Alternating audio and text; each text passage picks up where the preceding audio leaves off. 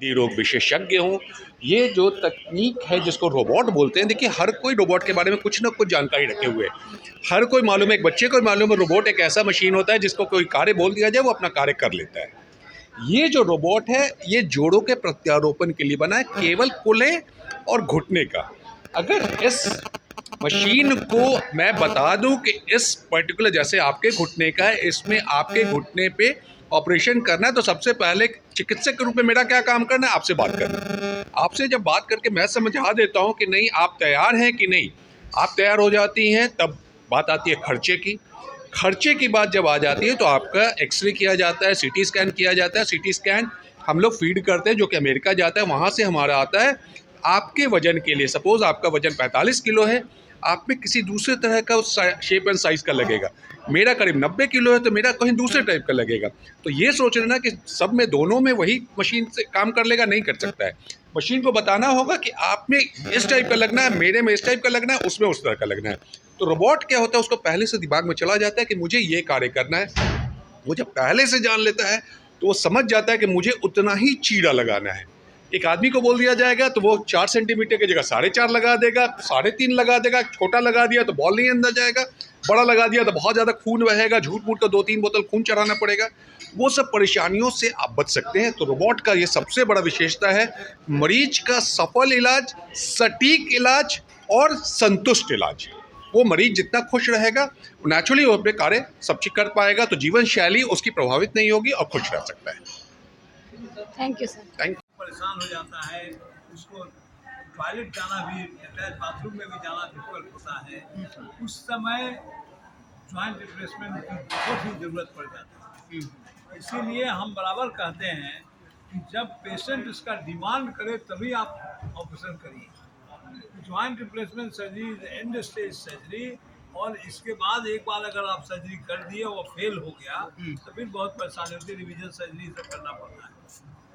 इसीलिए केस का selection, patient के साथ काउंसलिंग बहुत ज़रूरी है। अच्छा, आपके ये बताइए, सबसे पहले हम इस पर विचार करें कि उसका जोड़ खराब क्यों हुआ।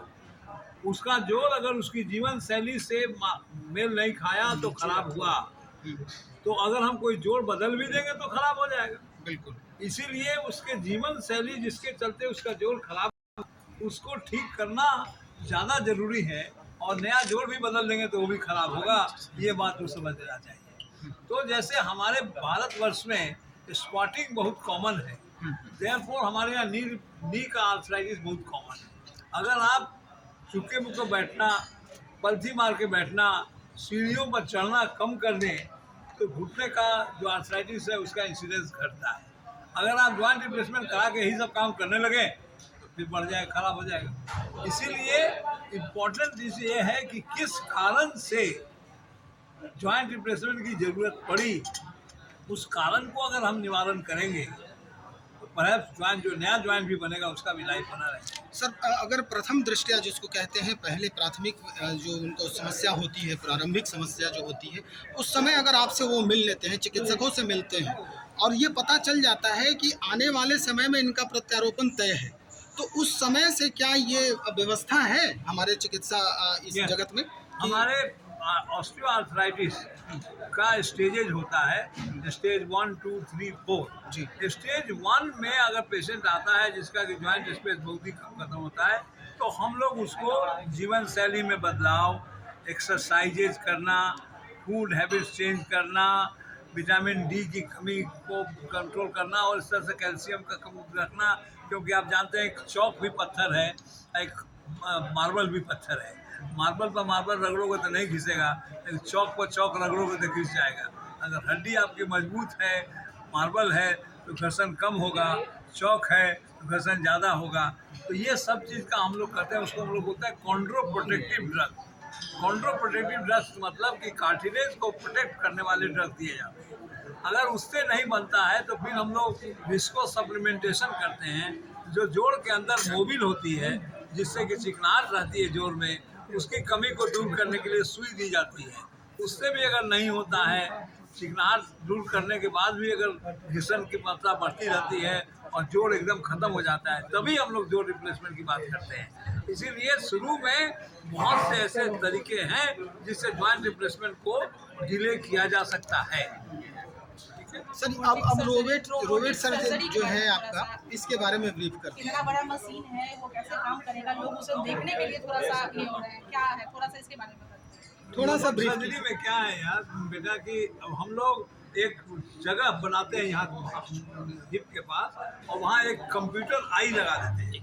वो कंप्यूटर आई से हमको रोबोट को पर्सनल है, और रोबोट हमें बताता है कि कितना हमें काटना है, कितना हमें उसका सीटी स्कैन करके उसको हम लोग अमेरिका भेजते हैं। वहाँ एक सेंट्रल प्रोसेसिंग प्लेस है जहाँ उसको उसके डाटा को मशीन में फीड किया जाता है, और इसके बाद हम लोग इसको यूज़ करते हैं। इससे क्या है कि प्री प्लान्ड होता है सब चीज़, किस नंबर का, किस साइज का, कितना लगेगा, ये सारा चीज़ बता दिया जाता है।